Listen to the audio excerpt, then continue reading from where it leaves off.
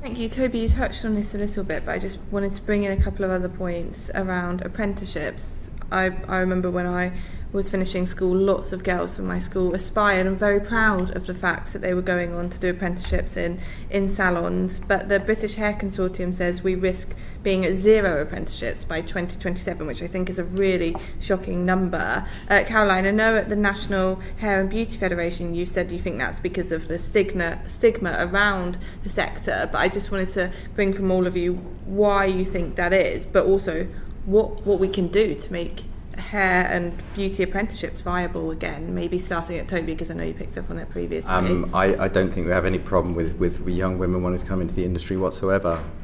We have no employers willing to take them on. We have apprenticeships at 16,000 in 2016, already down at 6,000 by 2023. That's why we're predicting those things. You increase national minimum wage, you increase NICs, you give nothing back on those things, you take away all of the profit that an employed business has got, there's nothing left. I'll tell you a story. The biggest employer in this country of apprentices told me last night they had 150 apprentices 6 months ago. They were responsible for the qualification of 10% of all apprentices in this country every year, and they've now got 50. They lost 100 in 6 months. 100 young people in that one organisation, made up of franchises, small businesses, all of these things. We're not talking about big business here. The tax burden on our sector is too big.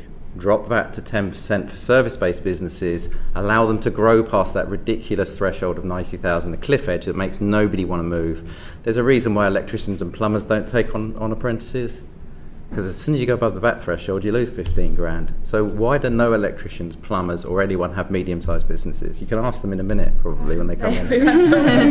But that cliff edge, the 15,000 loss scares people so much that they are not willing to grow at all. And if you can split a business into 5 that don't do it, then why would you not?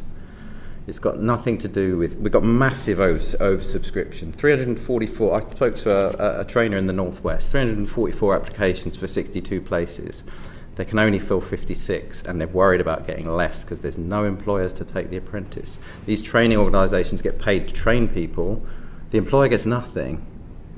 Me, as a salon owner, gets nothing, maybe £1,000. It really doesn't make that much odds, right? So why would I spend £30,000 a year training somebody who, once they've qualified, immediately someone goes, oh, why don't you come and work for me? You don't have to pay any tax. That happens every single day. That's why